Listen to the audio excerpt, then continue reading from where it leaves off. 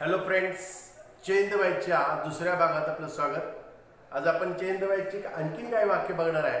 गेल्या भागात आपण साधा वर्तमान काळ, चालू वर्तमान काळ, पूर्ण वर्तमान काळातली वाक्य बघितली। आज या व्हिडिओमध्ये आपल्याला साध्या भूतकाळातली, चालू भूतकाळातली आणि पूर्ण भूतकाळातली वाक्य चेंज द वाईज आपल्याला कशी करता येतील ते इथं आपण बघणार आहोत। तर चला बघूया। Prince saw a little girl in the garden. राजपुत्रानं एक छोटी मुलगी पाहिली बागेत, असा या वाक्याचा अर्थ आहे। तर आपण काय करतो चेंज द वाईज करताना, पहिल्यांदा वाक्यातील क्रियापदाला व्हॉट हा प्रश्न विचारतो। वाक्यातील क्रियापद काय आहे तर सॉला प्रश्न विचारा व्हॉट। त्यावेळेला कर्त्याची मदत घ्या। आपण सॉला प्रश्न विचारूया, व्हॉट प्रिन्स सॉ, काय राजपुत्राने पाहिलं। उत्तर तुम्हाला मिळेल, तर उत्तर मिळालं तुम्हाला a little girl. A little girl हे काय तर हे आहे डायरेक्ट ऑब्जेक्ट। त्याला थोडक्यात आपण म्हणतोय डायरेक्ट ऑब्जेक्ट म्हणजे काय, प्रत्यक्ष कर्म। कुठं पाहिली असा जर प्रश्न विचारला, wear prince saw a little girl, तर आपल्याला उत्तर मिळेल।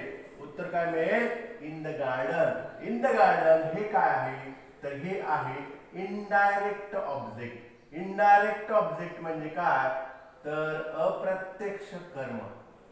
प्रत्यक्ष कर्म काय आहे, अ लिटल गर्ल। आणि आपला पहिला नियम आहे, दिलेल्या वाक्यातील व्हॉट हा प्रश्न विचारा क्रियापदाला। जे उत्तर मिळेल ते डायरेक्ट ऑब्जेक्ट असेल आणि ते डायरेक्ट ऑब्जेक्ट वाक्याच्या सुरुवातीला लिहा, म्हणजे इथं ऑब्जेक्ट होतं आणि वाक्याच्या सुरुवातीला आपण घेतल्यामुळे काय झालं, सब्जेक्ट झाला या वाक्याचा। आपण लिहिलं a little girl, little girl. आता पुन्हा क्रियापदाला जावा। क्रियापदाला विचारा तुझा काळ कुठला, ते सांगणार नाही, आपण सांगणार। तर त्या क्रियापदाचा काय, भूतकाळ का भूतकाळ आहे तर मूळ रूप आहे सी, भूतकाळ आहे सॉ आणि क्रियापदाचे स्वरूप आहे सीन। आता हे सॉ म्हणजे भूतकाळ आहे म्हणून आपण टू बी चं रूप इथं वापरतोय। भूतकाळची भावकी काय, वॉज किंवा वेअर, तर इथे येणार वॉज, कारण लिटिल गर्ल हा थर्ड पर्सन सिंग्युलर करताय म्हणून वॉज। समजा जर इथं गर्ल्स असत्या गर्ल्स, तर आपण इथं वापरलं असतं वेअर, WERE। एकच करता आहे म्हणून वॉज हा भूतकाळ झाला। आता आपल्याला माहित आहे नेम काय चेंज व्हायचं, नेम टू बी च्या रूपानंतर क्रियापदाचं तिसरं रूप लिहा। तिसरं रूप लिहा सी, सॉ, सीन। तर आपल्याला इथं सीन असं लिहावं लागेल। हा पॅसिव्हाइज झाला इथपर्यंत। A little girl was seen, कुठं पाहिली तर इंडायरेक्ट ऑब्जेक्ट वाक्यात असेल तर ते क्रियापदाच्या तिसऱ्या रूपानंतर लिहा। क्रियापद तिसरं रूप सीन, त्याच्यानंतर लिहा काय, इन द गार्डन। आणि आता कुणाकडून कृती घडली गेली त्यासाठी आपल्याला बाय हा शब्द लिहावा लागतो आणि कर्त्याची द्वितीया लिहावी लागते। कर्ता हा प्रॉपर नाउन आहे, प्रिन्स राजपुत्र आहे। तुम्ही बाय प्रिन्स लिहू शकता किंवा बाय हिम असं लिहू शकता। तर मी इथं नाम असल्यामुळं मी प्रिन्स असंच लिहितोय। प्रिन्स म्हणजे काय तर राजपुत्र, बाय प्रिन्स। तर पहिल्या वाक्याचा अर्थ काय होता, prince saw a little girl in the garden. राजपुत्रानं एक छोटी मुलगी बागेत पाहिली आणि आपण त्याचं पॅसिव्हाइज केलं तर a little girl was seen, छोटी मुलगी पाहण्यात आली। कुठं, इन द गार्डन, कुणाकडून, बाय प्रिन्स। तर हे हा काळ कुठला होता तर पास्ट होता, सिंपल पास्ट। आपण लगेच खाली पास्ट कंटिन्युअस मध्ये वाक्य लिहिलेलं आहे। हे पास्ट कंटिन्युअस मधलं वाक्य आपण करूया। मग याच्यात पास्ट कंटिन्युअस कसं आहे ते आपण बघूया। वॉज वेअर दिसलं की आपण म्हणतोय पास्ट, म्हणजे इथं वेअर आहे पास्ट, आणि क्रियापदाला इंग्लिश प्रत्यय दिसले की आपण म्हणतोय काय म्हणतोय कंटिन्युअस, म्हणजे पास्ट कंटिन्युअस मध्ये हे वाक्य आहे। आणि याचा आपल्याला चेंज द वाईज करायचं आहे। तर नेमानं जावा, प्रथम क्रियापदाला व्हॉट हा प्रश्न विचारा, त्यावेळेला कर्त्याची मदत घेऊया, विचारूया विचारा प्रश्न. व्हॉट प्रश्न विचारूया कोणाला? क्रियापदाला. तेव्हा काय घ्या? कर्त्याची मदत घ्या. What they were singing. काय ते गात आहेत. तर तुम्हाला उत्तर मिळेल what they were singing. They were singing a song. गाण्याची क्रिया कुणावर होते? सॉन्गवर. तर सॉन्ग हे काय आहे? डायरेक्ट ऑब्जेक्ट आहे. याला आपण काय म्हणतोय? डायरेक्ट ऑब्जेक्ट म्हणजे प्रत्यक्ष कर्म आहे. याचा आपण आता पॅसिव्ह वॉइस करूया, चेंज वॉइस करूया. तर याचं चेंज वॉइस आपल्याला असं करता येईल. बघूया. क्रियापदाला प्रश्न विचारला व्हॉट, उत्तर मिळालं आपल्याला अ सॉन्ग. जे डायरेक्ट ऑब्जेक्ट आहे ते वाक्याच्या सुरुवातीला घ्यायचं असतं, लिहायचं असतं. म्हणजे ऑब्जेक्टचा इथं आपण काय करतो? सब्जेक्ट करतो. तर अ सॉन्ग हे झालं ऑब्जेक्टचा सब्जेक्ट. मग आता दिलेल्या वाक्यात काळ बघा कोणता आहे? Past continuous. आपल्याला पॅसिव्ह वॉइस मध्ये सुद्धा तोच काळ ठेवणं गरजेचं आहे. मग पास्ट टेन्स साठी आपल्याला भावकी पाहिजे वॉज वेअर. कंटिन्युअस साठी आपल्याला पाहिजे क्रियापदाला आयएनजी प्रत्यय. मग आता आपण सॉन्ग लिहिले. सॉन्ग कसला करताय हो? थर्ड पर्सन सिंग्युलर आहे. हा कसला करताय हो? थर्ड पर्सन प्लुरल आहे. म्हणजे हा अनेक वचनी करताय. ते, त्या, ती. हा एकवचनी करताय. तृतीय पुरुषी एकवचनी. मग हित वेअर आहे म्हणून हित वेअर येईल का? नाही येणार. कारण हा थर्ड पर्सन सिंग्युलर करता असल्यामुळं हित आपल्याला लिहावं लागेल वॉज. पास्ट झाला. आता कंटिन्युअस साठी आपल्याला काहीतरी पाहिजे. कंटिन्युअस साठी आयएनजी प्रत्यय लागणार आहे. मग कशाला आयएनजी प्रत्यय लावायचा? तर आपल्याला एक पाहुणा बोलावा लागतो. कोणता पाहुणा तो? तर तो पाहुणा आहे बी. आणि मग त्या पाहुण्याला सांगायचं तुझ्यासोबत आयएनजी ला घेऊन ये. म्हणजेच बी आयएनजी. तर इथं झाला पास्ट कंटिन्युअस. म्हणजे दिलेलं वाक्य त्याच का झालं. आता पॅसिव्ह वॉइसचा नेम काय सांगतो? तर क्रियापदाचं तिसरं रूप लिहा. टू बीच्या रूपानंतर. टू बीचं रूप लिहिलं वॉज बिंग. वॉज बिंगच का लिहिलं? तर दिलेल्या वाक्यात पास्ट कंटिन्युअस होता. आपण पण तोच काय झाला? Past continuous. आणि मग क्रियापदाचं तिसरं रूप लिहा. तर क्रियापदाचं तिसरं रूप तुम्हाला माहित पाहिजे. सिंग, सॅंग आणि काय? संग. सिंग, सॅंग, संग. तर तुम्हाला संग असं लिहावं लागेल. हे तिसरं रूप आहे. लक्षात घ्या. The song was being sung. कुणाकडून? कुणाकडून गाण्यात आलं? बाय कर्तेची द्वितीया. द्वितीया काय? देची द्वितीया आपल्याला लिहावी लागेल. देम. आलं लक्षात? तर हा काळ कुठला होता? Past continuous. आपण केलेल्या वाक्यात कोणता काळ आहे बघूया. पास्ट. क्रियापदाची प्रतिनिधित्व कंटिन्युअस. पॅसिव्हची रचना संग. पॅसिव्हची रचना बाय. पॅसिव्हची रचना कर्तेची द्वितीया. म्हणजे हे दिलेलं वाक्य बरोबर आहे. आपण आणखीन काही वाक्य बघूया लगेच. चला पुढील वाक्य बघूया. We had built a new bungalow. या वाक्याचा काळ आहे कोणता? तर पूर्ण भूतकाळ. कसा कळतोय? पास्ट साठी हॅड, परफेक्ट साठी क्रियापदाचं तिसरं रूप. तर या वाक्यामध्ये आहे पास्ट परफेक्ट. आणि पॅसिव्ह वॉइस मध्ये सुद्धा करताना आपल्याला पास्ट परफेक्ट हाच काळ वापरणं गरजेचं आहे. पॅसिव्ह वॉइसचा पहिला नियम आहे क्रियापदाला प्रश्न विचारा व्हॉट. कर्त्याची मदत घ्या. What we had built. काय आम्ही बांधलेलं होतं. तर बांधण्याची क्रिया कशा झाली? A new bungalow. तर न्यू बंगलो हे काय आहे? तर हे आहे डायरेक्ट ऑब्जेक्ट. ते वाक्याच्या सुरुवातीला घ्या. घेतलं तर अ न्यू बंगलो. न्यू बंगलो काय कोणता आहे? पास्ट परफेक्ट आहे. तर पास्ट टेन्स साठी आपल्याला इथं वापरावं लागेल हॅड. परफेक्ट साठी एक पाहुणा बोलावा लागेल बीइंग. आणि कंटिन्युअस नाही या काळात पास्ट परफेक्ट झाला. पण आपल्याला क्रियापदाचं तिसरं रूप लिहावं लागतं. पॅसिव्ह वॉइस मध्ये क्रियापदाचं तिसरं रूप ऑलरेडी इथं आहे. Build, built, built. हेच रूप वापरा. तिसरंच आहे.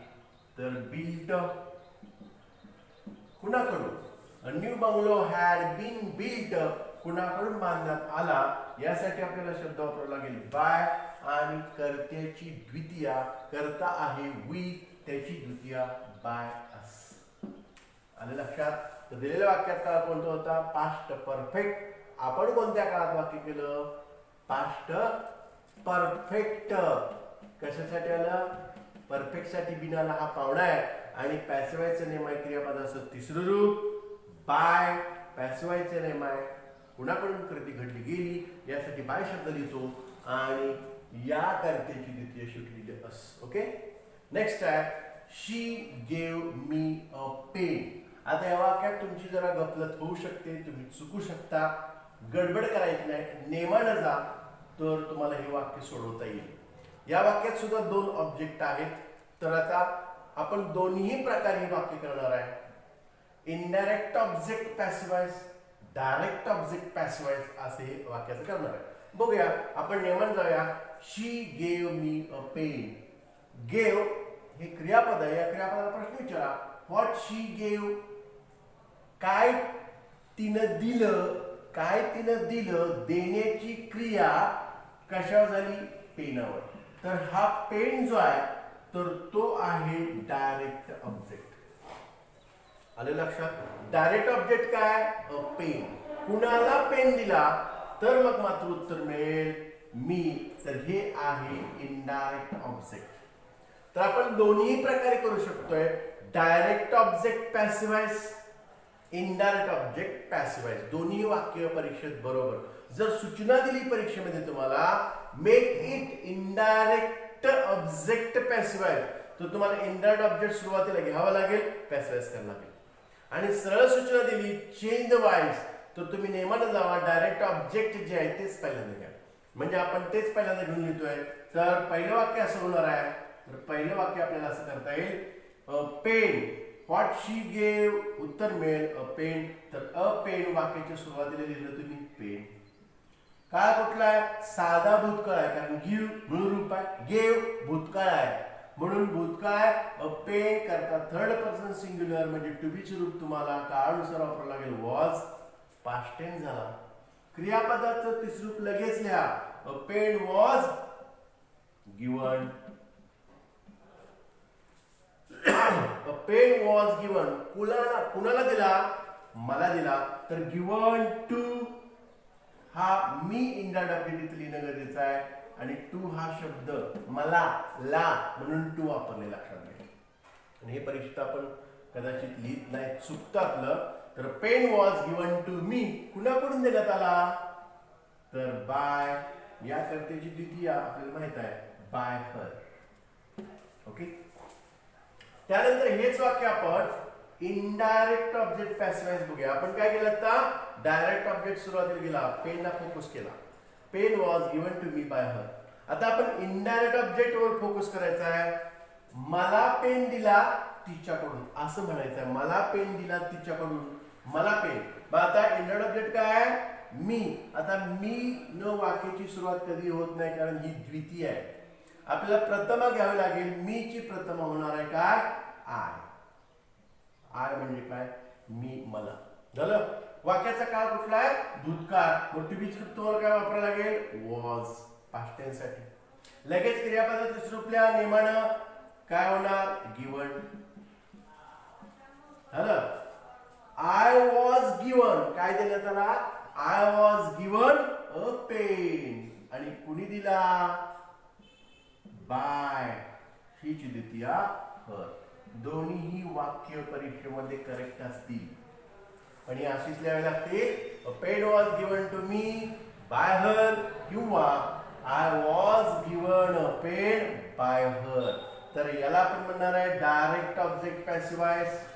याला आपण म्हणणार आहे इनडायरेक्ट ऑब्जेक्ट पॅसिवाइज. परीक्षेत तुम्ही दोन्हीपैकी एक लिहा उत्तर बरोबर. पण परीक्षेत सूचना दिलेली असेल की make it indirect object passivise तर इनडायरेक्ट ऑब्जेक्ट पॅसिवाइजचं वाक्य हे आहे. डायरेक्ट ऑब्जेक्ट पॅसिवाइजचं वाक्य हे आहे. आले लक्षात? ओके. नेक्स्ट बघूया. द वुमन पेड हिम मनी. जवळ नाही म्हण. द वुमन सब्जेक्ट आहे. पेड वर्ब आहे. हिम अँड मनी हे काय आहेत? ऑब्जेक्ट कॉम्प्लिमेंट काय तर आहे. ऑब्जेक्टच असणार आहेत ते. तर आपण पेडला प्रश्न विचारूया. क्रियापदाला व्हॉट द वुमन पेड, काय स्त्रीनं दिलं, तर उत्तर तुम्हाला मिळेल मनी दिलं. काय दिलं, काय पे केले, मनी पे केले. मनी हे काय डायरेक्ट ऑब्जेक्ट आहे. कुणाला पे केले तर त्याला पे केले, तर हे इनडायरेक्ट ऑब्जेक्ट आहे. हे लक्षात घ्या. मग आपण दोन्ही पण प्रकारे करूया. तर चला करूया. मनी हे डायरेक्ट ऑब्जेक्ट पहिल्यांदा घ्या. मनी घेतलं. काळ कुठला आहे बघा, पेड भूतकाळ, साधा भूतकाळ, पे पेड पेड. तर मनी भूतकाळ असल्यामुळे आपण लिहिणार आहे मनी वॉज. लगेच क्रियापद दुसऱ्या पेड झालं. आता राहिलं काय, इनडायरेक्ट ऑब्जेक्ट. कुणाला दिले पैसे, त्याला. जसं आपण इथं टू मी लिहिलं तर तसं इथं आपल्याला पण लिहायला लागणार आहे टू हिम, त्याला, ला. तर हिम टूचा अर्थ काय होतो, ला. तर मनी वॉज पेड टू हिम. कुणाकडून, कुणाकडून देण्यात आले, bye the woman. Bye the woman असल्या, बाय द वुमन. तर हे काय झालं, डायरेक्ट ऑब्जेक्ट सुरुवातीला घेतला मनी, वॉज टू बी सुरू, पेड व्हीपीपी क्रियापद सुरू, पॅसिव्हाइजचा नेम, कुणाला दिलं ते लिहिलं, इंडायरेक्ट ऑब्जेक्ट लिहिलं आपण टू हिम, कुणाकडून, त्यासाठी आपण बाय शब्द वापरतो आणि करते द्वितीय पाहिजे. ओके. आता आपण बघूया इनडायरेक्ट ऑब्जेक्ट पॅसिव्हाइज. हे झालं डायरेक्ट ऑब्जेक्ट पॅसिव्हाइज. या वाक्यात जसं केलं तसं या वाक्यात बघूया कसं होतंय. तर आता the woman paid him money, indirect object काय, हिम. तर जसं आपण वरील वाक्यात काय केलं, मीची प्रथमा घेतली होती आय, तसं आपल्याला हिमची प्रथमा घ्यावी लागली. तर प्रथमा काय, ही. लक्षात घ्या, हिमची प्रथमा काय, ही.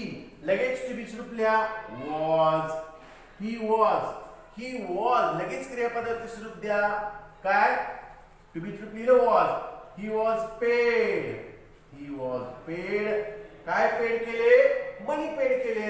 ही वॉज पेड, मनी लिहा, ही वॉज पेड मनी. कुणाकडून, बाय. कर्त्याची द्वितीय वापरा, द वुमन, बाय द वुमनच लिहा, बाय द वुमन.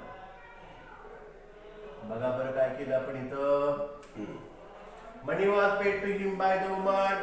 हे पण बरोबर आहे. हे डायरेक्ट ऑब्जेक्ट पॅसिव्हाइज आहे. ही वॉज पेड मनी, त्याला पैसे देण्यात आले, कुणाकडून, बाय द वुमन. आणि इथं पैसे त्याला देण्यात आले, स्त्रीकडून. दोन्ही वाक्याचा अर्थ सारखाच आहे, फक्त बदल कशात आहे, तर हे आहे डायरेक्ट ऑब्जेक्ट पॅसिव्हाइज, हे आहे इनडायरेक्ट ऑब्जेक्ट पॅसिव्हाइज. आले लक्षात? लक्षात आलं नसेल तर पुन्हा व्हिडिओ ऐका, लक्षात येईल. पुढचं वाक्य बघूया, we brought her a doll. या वाक्यात काय बघा, we brought her a doll. इथं सुद्धा तुम्हाला दोन ऑब्जेक्ट दिसतील. नेमानं जावा. डायरेक्ट ऑब्जेक्ट आपण कसं शकतो, तर दिलेल्या वाक्यातील क्रियापदाला व्हॉट हा प्रश्न विचारतो. जे उत्तर मिळेल ते असेल डायरेक्ट ऑब्जेक्ट. तर विचारूया, ब्रॉट हे क्रियापद आहे, याला प्रश्न विचारा, व्हॉट वी ब्रॉट. उत्तर मिळेल काय आम्ही खरेदी केले किंवा काय आम्ही विकत आणले. तर उत्तर तुम्हाला मिळेल काय विकत आणले, डॉल. डॉल हे काय डायरेक्ट ऑब्जेक्ट आहे. कुणाला बाहुली खरेदी केली, उत्तर मिळेल तिला. म्हणजे डायरेक्ट ऑब्जेक्ट काय, बाहुली. इनडायरेक्ट ऑब्जेक्ट काय हो, तर तिला. तर हे आहे इनडायरेक्ट ऑब्जेक्ट. तर आपण याही वाक्याचं दोन्ही प्रकारे करू शकतोय, डायरेक्ट ऑब्जेक्ट पॅसिव्हाइज, इनडायरेक्ट ऑब्जेक्ट पॅसिव्हाइज. ते कसं होणार आहे, तर ते असं होणार आहे. तर बघूया, डायरेक्ट ऑब्जेक्ट पहिल्यांदा करूया. डॉल पहिल्यांदा घ्या, बाहुलीला पहिल्यांदा घेतलं डॉल. Okay, doll. काळ कोणता आहे, तर काय साधा भूतकाळ, कारण सॉरी बाय, बॉट, आणि इथं ब्रिंग, ब्रॉट. आता हे ब्रॉट आणणे, लक्षात घ्या. ब्रॉट इथं आणलेले आहे, मग विकतच आणले असणार आहे, पण बॉट खरेदी केलेले असं वापरलेलं नाहीये इथं. तर इथं काय वापरलंय, ब्रॉट, आणलेले आहे. म्हणजे ब्रिंग ब्रॉट ब्रॉट BROET आणि बाय बॉट बॉट तर ते वेगळं आहे. बाय म्हणजे खरेदी करणे हे क्रियापद आहे. ब्रिंग म्हणजे आणणे हे पण क्रियापद आहे. तर bring brought brought buy bought bought लक्षात ठेवा. तर इथं ब्रिंग ब्रॉट ब्रॉट आहे म्हणून आपण काय करणार डॉल भूतकाळ आहे डॉल वॉज आणि याचं तिसरं रूप काय तेच आहे bring brought brought doll was brought बाहुली खरेदी करण्यात आली.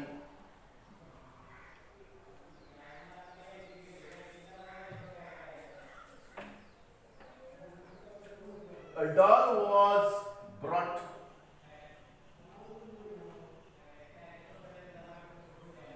कुणासाठी खरेदी करण्यात आली डॉल वॉज ब्रॉट कुणासाठी च्यासाठी ब्रॉट फॉर हर लक्षात घ्या हा शब्द महत्वाचा शब्द आहे फॉर हर तिच्यासाठी कुणाकडून बाय विच द्वितीय वापरा अस आले लक्षात कुणाकडून वापरण्यात आली तर बाय अस आपल्याकडनं देण्यात आली. तर a doll was brought for हर बाहुली तिच्यासाठी आणण्यात आली आमच्याकडनं बाय अस. ओके तर हे झालं काय डायरेक्ट ऑब्जेक्ट सुरुवातीला घेतलं. आता आपण इनडायरेक्ट ऑब्जेक्ट लिहूया.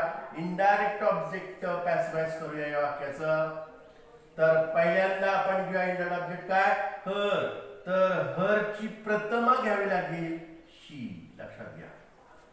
आपण इथं कुणाची प्रमा काय घेतली ती मी ची प्रमा घेतली ती आय हिम ची प्रमा घेतली होती ही तसं आपल्याला हर ची प्रमा घ्यावी लागेल शी. ओके तर शी ही द्वितीय आहे. तर शी भूतकाळ आहे म्हणून शी वॉज चे स्वरूप वापरा. लगेच क्रियापदाचे स्वरूप वापरा ब्रॉट शी वॉज ब्रॉट काय शी वॉज ब्रॉट काय व्हॉट तर शी वॉज ब्रॉट ए डॉल तिच्यासाठी काय आणलं बाहुली आणली कुणाकडून बाय अस.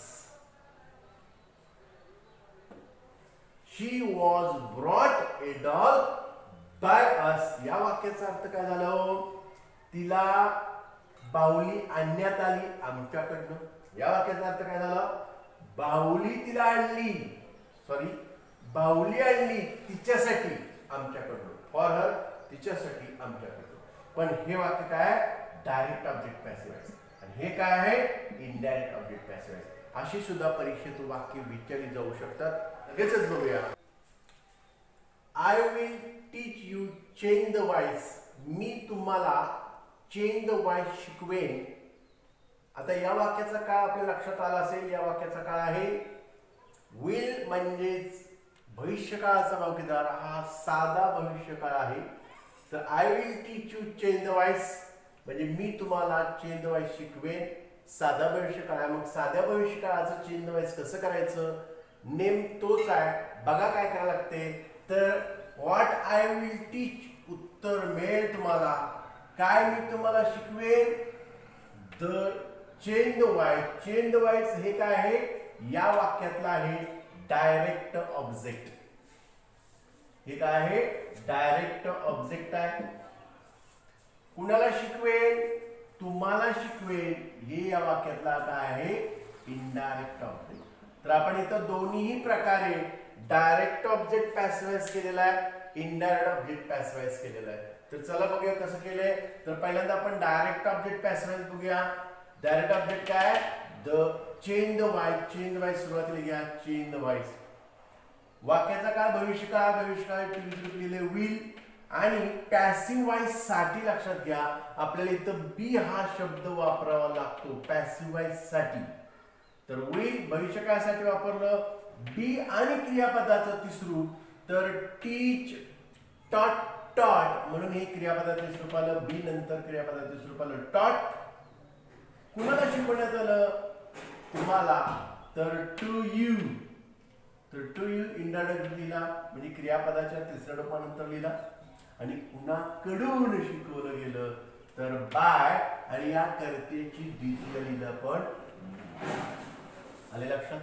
आता आपण बघूया इनडायरेक्ट ऑब्जेक्ट पॅसिव्हाइज कसं केले ते पहिले केले. तर यू पहिल्यांदा घेतला एंड ऑब्जेक्टला, इथे इंड ऑब्जेक्ट होतो, इथे आपण काय केला सब्जेक्ट केला. यू काळ भविष्यकाळाचा आहे, you will. You passive voice साठी आपण वापरलं काय बी, यू विल बी. आणि क्रियापदाचे स्वरूप लिहा टॉट. काय काय तुम्हाला शिकवण्यात येईल चेंज द वॉइस. कुणाकडून बाय मी, करतेची द्वितीय शेवटी. आलं लक्षात. म्हणजे या वाक्यामध्ये भविष्यकाळ होता, इथं आपण काय वापरलेलं आहे लक्षात घ्या विल बी आलेलं आहे. म्हणजे बी क्रियापदाचे स्वरूप, विल बी क्रियापदाचे स्वरूप. बाकीची रचना आपल्याला माहितीच आहे. पुढचं वाक्य बघा, mister Kadam will taught us grammar. Mister Kadam आपल्याला ग्रामर शिकवतील.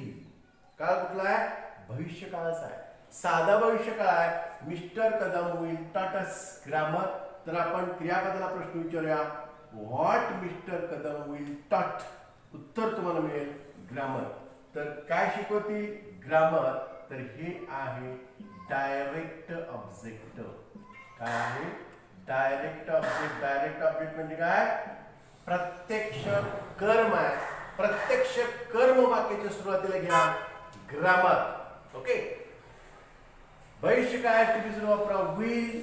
पॅसिव्ह साठी काय लागतं आपल्याला बी. आणि त्याच क्रियापदाचं तिसरं रूप क्रियापद काय टट. पण टटचं तिसरं रूप काय टटच. पण इथं आपण काय पॅसिव्ह साठी वापरलं बी आणि टट. पुन्हा तर ग्रामर विल बी टॉट कुणाला टू अस आम्हाला. कुणाकडून बाय मिस्टर कदम. आले लक्षात. नेक्स्ट बघा काय केले आपण mister Kadam will taught us grammar. आता डायरेक्ट ऑब्जेक्ट काय होतं ग्रामर. तर इंडायरेक्ट ऑब्जेक्ट वाक्यात हे काय असं आहे लक्षात घ्या.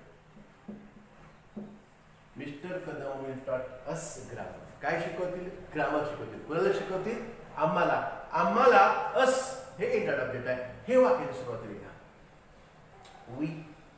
आता आय शाल वी शाल हे आपल्याला माहित आहे म्हणून आपण शाल बी वापरलंय लक्षात घ्या. तर वी शाल बी पॅसिव्हची रचना क्रियापदाचे स्वरूप टॉट आणि काय ग्रामर. बाय कुणाकडून मिस्टर कदम. आले लक्षात. नेक्स्ट बघा आता हे जरा थोडस वेगळं वापरलंय. काय वेगळं आहे तर या वाक्यात कूड आलेला आहे. कूड आलेला आहे. तर हे काय ते सांगतो तुम्हाला. या वाक्यात काय आलेलं आहे मस्ट. हे काय आहे हे पण सांगतो. तर ही जरा हटके वाक्य आहे, जरा वेगळी वाक्य आहे. ती वाक्य बघूया आपण काय आहे वाक्यात या. तर we could hear the loud voice. आपण किंवा आम्ही मोठा आवाज ऐकू शकतो. We could here. आता can could may might should must have to हे काय तो हे आहेत मॉडल ऑक्झिलरी. मॉडल ऑक्झिलरी म्हणजेच काय हो तर दुय्यम सहाय्यकारी क्रियापद. आता प्राथमिक सहाय्यकारी क्रियापद तुम्हाला माहितच आहे. आपण काय शिकलोय am is are was were had shall will हे प्राथमिक सहाय्यकारी क्रियापद. याचा वापर काळ काढण्यासाठी होतो काळात होतो. पण मग मे माइट शुड कुड हॅव टू जसे की तर मस्ट आले इथे कुड आले याचा वापर कशासाठी होतो तर याचा वापर त्या वाक्यात एक विशिष्ट फंक्शन येतो. तर आपण मॉडल ऑक्झिलरीचा भाग आपण नंतर बघणार आहे डिटेल्स मध्ये. पण इथं जर चेंज व्हायच्या वाक्यामध्ये आपल्याला कुठलंही मॉडल ऑक्झिलरी आलेलं असेल म्हणजे कॅन येऊ दे कुड येऊ दे शुड येऊ दे वुड येऊ दे तर तेच वापरून बी फक्त लिहायचं आहे पॅसिव्ह करताना. एवढा नेहमी तर लक्षात ठेवा. मॉडल ऑक्झिलरीचा भाग डीप मध्ये आपण पुढच्या व्हिडिओमध्ये आपण बघणार आहे. इथं फक्त लक्षात ठेवा जर दिलेल्या वाक्यात शुड कुड मे माइट हॅव टू जर विचारलं असेल म्हणजे मॉडल ऑक्झिलरी असेल तर तीच वापरायची. दुसरं आपल्याला टू बी स्वरूप वापरावं लागत नाही हे लक्षात ठेवा. तर बघूया we could hear the loud voice. What we could hear उत्तर मिळते तुम्हाला काय the loud voice. The loud voice पहिल्यांदा घ्या द लाऊड व्हॉइस आणि तेच घेतले टू बी स्वरूप काय घेतले कुड आणि नंतर काय वापरले कुड बी, हे महत्वाचं लक्षात घ्या. कुड बी आणि मग आपल्याला माहितच आहे पॅसिवाईचा नेम आहे क्रियापदाचं तिसरं रूप लिहा हर्ड. कारण हिअर हर्ड हर्ड हे तिसरं रूप आहे बीपीपी कुणाकडून बाय अस्कर्तेची द्वितीय आपण लिहिलेली आहे. ओके तर नेक्स्ट तसंच सेम वाक्य आहे दे मस्ट डू इट, त्यांनी ते करायलाच पाहिजे. मस्ट इथं बंधन घातलंय, आपण एखाद्या बंधन घालतो तेव्हा मॉडल ऑफ दिसचा वापर होतो लक्षात घ्या. मस्ट तुम्ही ते करायलाच पाहिजे. You must see this video, तुम्ही हा व्हिडिओ पाहिलाच पाहिजे बंधन. आणि you may see this video असं वेगळं वाक्य बंधन नसेल तिथं. यू शाल तुम्ही पाहाल लक्षात घ्या. तर इथं आहे दे मस्ट डू इट. काय दे मस्ट डू इटचा अर्थ काय त्याने ते केलंच पाहिजे काही असू दे. आपल्याला इथं काय मस्ट मॉडल ऑफ लक्षात घ्या चेंज वाईज करायचं चाललंय आपलं. तर व्हॉट दे मस्ट डू उत्तर मिळते इट. इट काय डायरेक्ट ऑब्जेक्ट सुरुवातीला घेतलं. जी मॉडल ऑक्झरी आहे तीच मॉडल ऑक्झरी वापरा. मस्ट आहे मस्ट वापरा. लगेच काय वापरा बी आणि क्रियापदाचं तिसरं रूप. कारण क्रियापद काय येतं डू. डू म्हणजे करणे. Do did done. डन हे तिसरं रूप आहे. बाय कर्तेची द्वितीय, दीची द्वितीय काय दे. आले लक्षात. तर हे लक्षात आलं असेल. हा व्हिडिओ पुन्हा पुन्हा पहा. आपण पुढील भागामध्ये चेंज वाईजचा तिसरा प्रकार म्हणजे चेंज वाईज मध्ये जर अज्ञार्थी वाक्य आलं तर अज्ञार्थी वाक्याचं चेंज वाईज कसं करायचं ते आपण पुढील व्हिडिओमध्ये बघणार आहे. आणखीन काही त्या व्हिडिओमध्ये आपल्याला वाक्य पाहायला मिळतील वेगवेगळ्या प्रकारचे हटके वाक्य.